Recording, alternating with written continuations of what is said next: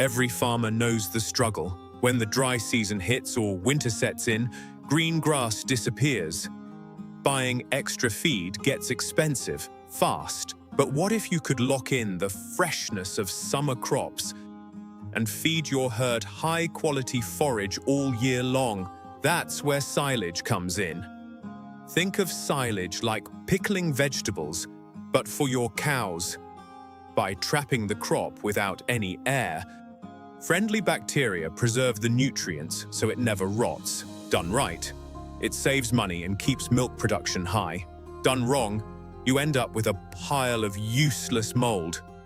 Let's break down the 5 simple steps to get it right every single time.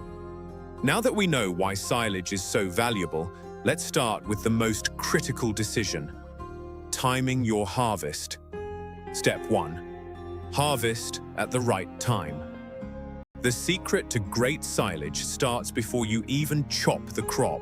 You need to catch it at the exact right moisture level, around 65%.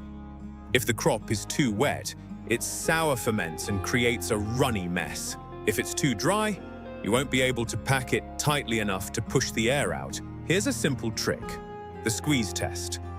Grab a handful of chopped forage and squeeze it tight for 5 seconds. If it holds its shape without dripping liquid, it's perfect. If water drips out, it's too wet.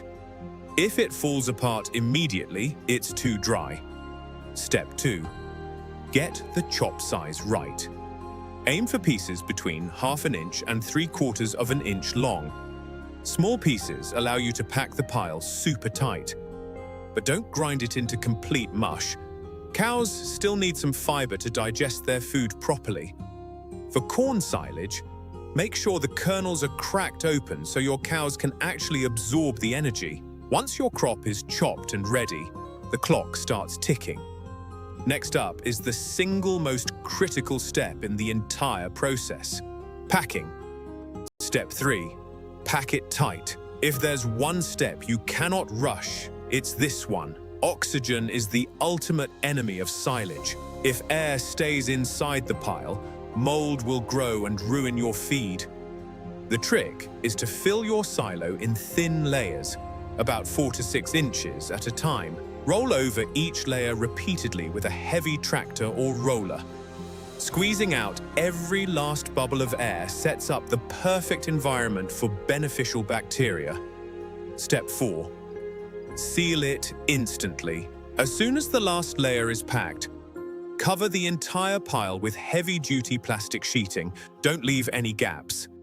Weight the plastic down completely with old tires, sandbags, or dirt. Pay special attention to the edges. If wind lifts the plastic, air sneaks in, and you'll lose pounds of valuable feed to spoilage. Step 5. Let it ferment. Now, let nature do the work. With no oxygen present, good bacteria consume the natural sugars in the forage and turn them into lactic acid. This acid drops the pH level inside the pile, stopping bad bacteria in their tracks. Leave the pit tightly sealed for at least 3 to 4 weeks before opening. Once fermented, it can stay fresh for months or even years, as long as it stays sealed. When it's finally time to open your silo, how do you know if your silage turned out great or went bad? Let's look at the simple quality test. When you open your silo, your senses will tell you everything you need to know. Good silage should have a pleasant, slightly sweet or vinegary smell, similar to pickles. It should feel cool to the touch and hold a yellowish green or light brown color.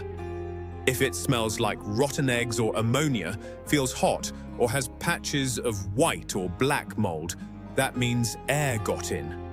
Never feed moldy silage to your herd, as it can make your cows sick. Making great silage isn't complicated, but it does take discipline. Keep moisture around 65%, chop it right, pack it tight, and seal it completely. Follow those basic rules, and you'll have cheap, high-nutrition feed ready whenever your cows need it. If you found these tips helpful, hit that like button and subscribe for more practical farming guides. Have a question about silage or feed storage? Drop a comment down below. We'd love to hear from you. Thanks for watching and happy farming.